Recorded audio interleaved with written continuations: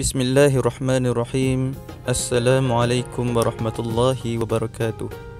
Alhamdulillah, wassalatu wassalamu ala rasulillah wa ala alihi wa sahbihi wa man walah. Ashhadu an la ilaha illallah wa ashhadu anna Muhammadar Rasulullah. Allahumma salli ala sayyidina Muhammad wa ala alihi wa sahbihi wa barik wa sallim. Subhanaka la ilma lana illa ma 'allamtana innaka antal alimul hakim. Rabbi shrah li sadri wa yassir li amri wahlul 'uqdatam min lisani yafqahu qawli. Amma ba'd. Alhamdulillah, bertemu lagi kita pada pelajaran yang seterusnya, iaitu insya-Allah hari ini kita akan mempelajari tajuk sirah. Bagi pelajaran yang pertama, tajuknya perkahwinan Nabi Muhammad sallallahu alaihi wasallam. Perkahwinan Nabi Muhammad sallallahu alaihi wasallam. Baik.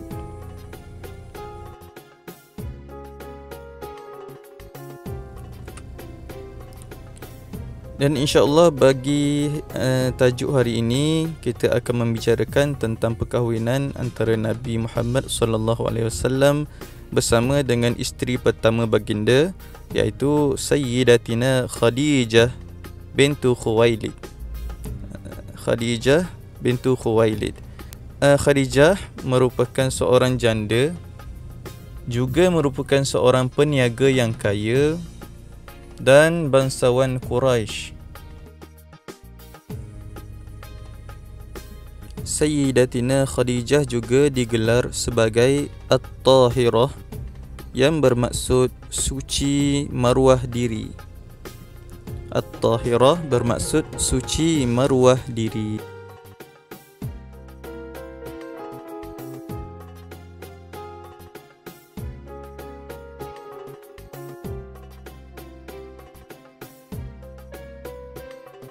Seterusnya kita lihat bagaimanakah rentetan ataupun permulaan bagi perkahwinan Nabi Muhammad sallallahu alaihi wasallam dengan Sayyidatina Khadijah. Perkahwinan Nabi sallallahu alaihi wasallam dengan Sayyidatina Khadijah. Yang pertama, Sayyidatina Khadijah adalah seorang yang berharta. Beliau menggunakan hartanya bagi mengupah orang lelaki dan menggandakan hasil jualan tu yang menguntungkan diri dia serta orang lain.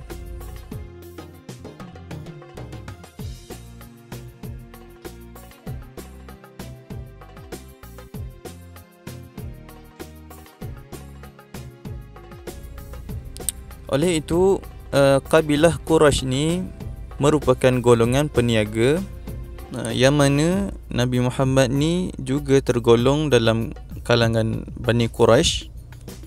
Dan Nabi Muhammad juga pernah mengikut bapa saudaranya pergi ke Syam untuk berniaga. Dan ketika mendapat tahu bahawa Nabi Muhammad sallallahu alaihi wasallam merupakan seorang yang jujur, amanah dan mempunyai kepribadian yang baik, maka Sayyidatina Khadijah pergi berjumpa dengan Nabi Muhammad sallallahu alaihi wasallam bagi menawarkan baginda untuk berniaga di Syam.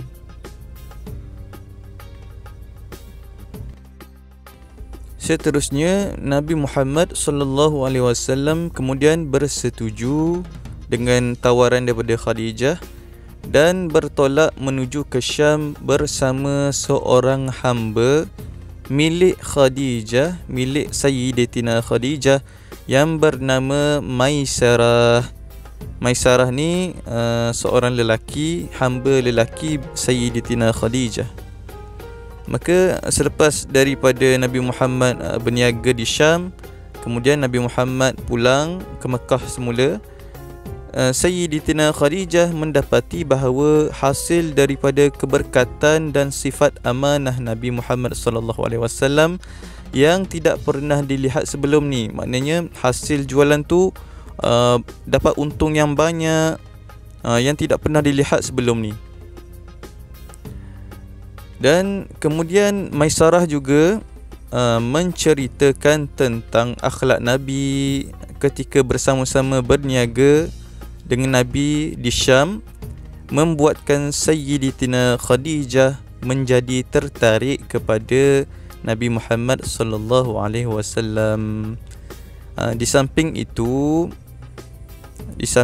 juga ketua dan pemimpin kabilah Quraisy juga menggalakkan agar Sayyidatina Khadijah untuk berkahwin dengan Nabi Muhammad sallallahu alaihi wasallam.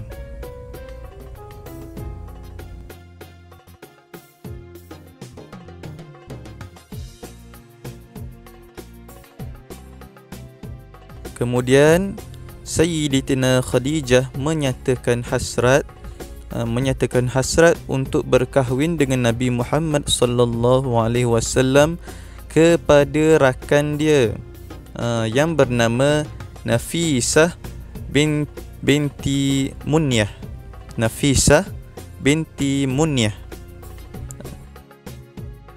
Setelah Sayyidatina Khadijah menyatakan hasrat beliau kepada Nafisah, lalu Nafisah pun pergi bertemu dengan Nabi Muhammad sallallahu alaihi wasallam, lalu menyatakan hasrat Sayyidatina Khadijah tersebut.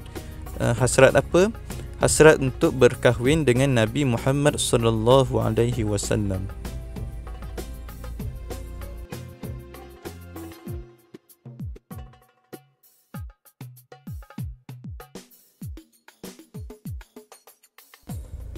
Setelah mendengar hasrat yang disampaikan oleh rakan Khadijah, iaitu Nafisah, maka Nabi Muhammad sallallahu alaihi wasallam menerima dengan baik hasrat tersebut dan memberitahu bapa saudaranya. Bapa saudaranya pergi berjumpa dengan bapa saudara Khadijah dan meminang Sayyidatina Khadijah. Maka berkahwinlah Nabi Muhammad sallallahu alaihi wasallam dengan Sayyidatina Khadijah. Ketika perkahwinan tersebut, Nabi Muhammad sallallahu alaihi wasallam berumur 25 tahun. Manakala Sayyidatina Khadijah pula pada ketika tersebut berumur 40 tahun. Nabi 25 tahun, Sayyidatina Khadijah 40 tahun.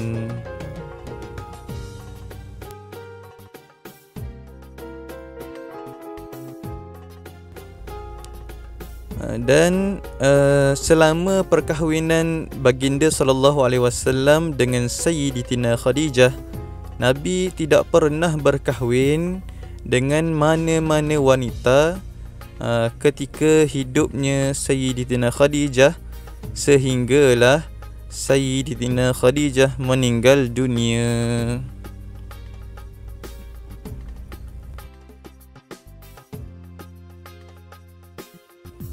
Seperti yang kita tahu juga bahawa anak Nabi ada 7 orang kesemuanya.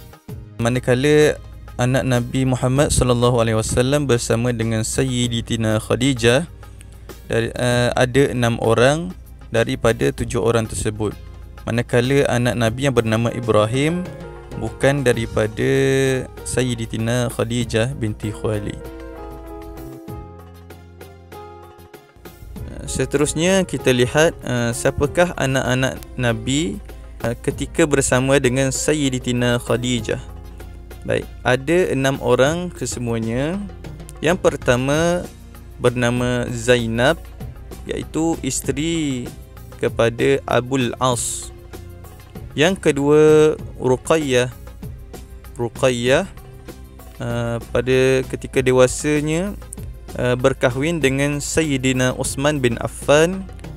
Yang ketiga, anak yang ketiga yang bernama Ummul Kalthum, juga berkahwin dengan Sayyidina Uthman bin Affan. Yang keempat bernama Fatimah, berkahwin dengan Sayyidina Ali. Yang kelima Qasim mati pada waktu kecil. Dan yang keenam, Abdullah juga mati ketika usia yang kecil. Seperti yang kita tahu, anak Nabi yang lelaki ada 3 orang dan kesemuanya meninggal pada waktu usia yang kecil.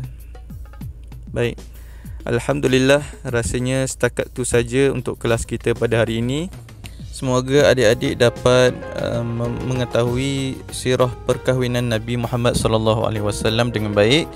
Dan insya-Allah kita akan sambung kelas kita pada hari dan masa akan datang, insya-Allah. Assalamualaikum warahmatullahi wabarakatuh.